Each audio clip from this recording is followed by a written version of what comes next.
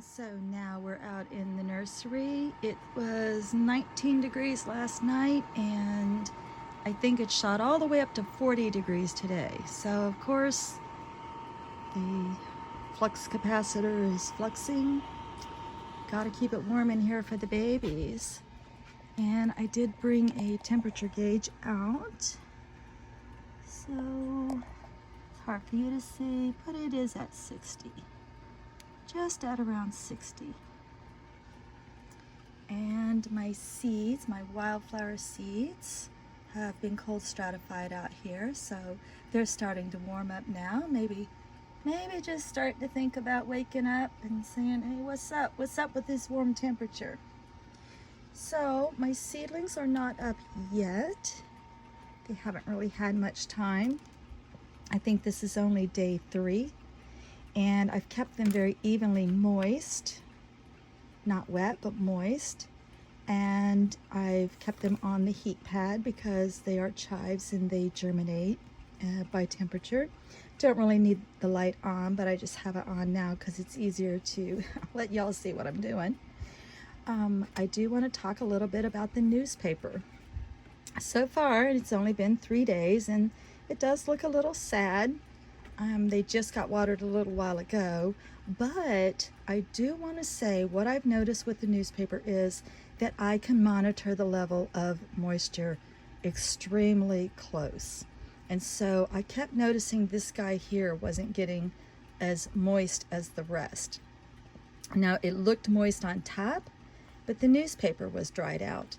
And so I realized that there was a hump underneath there, and I had to flatten that out under, and now he's staying consistently moist now. So had this been peat, I don't know. I think I would have had to water a lot more often because peat would wick away so much moisture.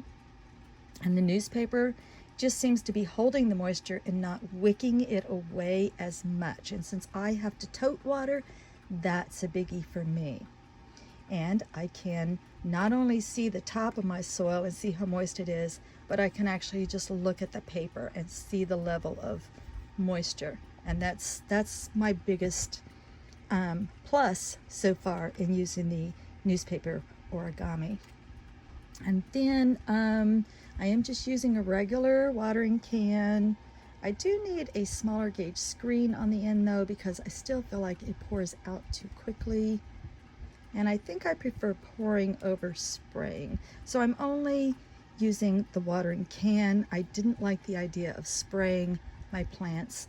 Even with reverse osmosis water, I didn't want to spray their leaves. I want to get the moisture down in here more, in the middle and in the sides. And I can't really control that with spraying. So I did switch over to a water can. And the only other different thing out here is my calendar, and this is my plant nursery schedule, and I'm going to take y'all inside the house and kind of give you a close-up view of what I do with this. Well, hello there. Welcome back to my channel. I am so happy that you're here. Welcome to what was once known as the silver skillet, but is quickly becoming changed over, evolving into the beehive. I want to thank my daughter for these beautiful placemats. They really suit me.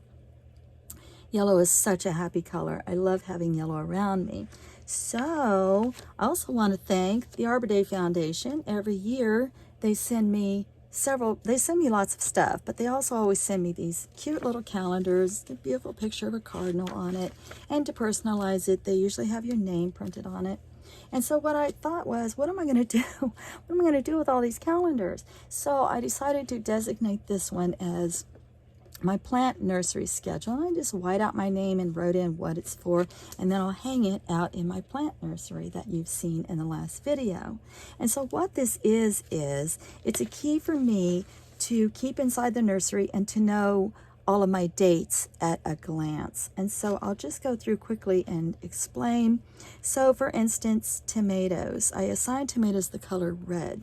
Now the way that I knew my starting date, and I'm going by the moon this year, my moon dates for starting seeds, is by going to the Farmer's Almanac website. I am in the United States, and all I had to do was type in my zip code, and that gave me my starting dates for normal starting dates and for moon planting. And like I said, I chose to go with the moon dates for starting my seeds indoors or direct sowing, depending on the plant.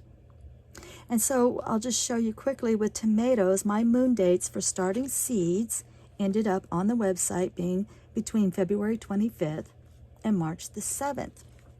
And so because I assigned tomatoes red, I just marked from the 25th all the way through the 7th. Now I can walk in the nursery, turn on my lights and say, oh, look, I can start my tomato seeds today.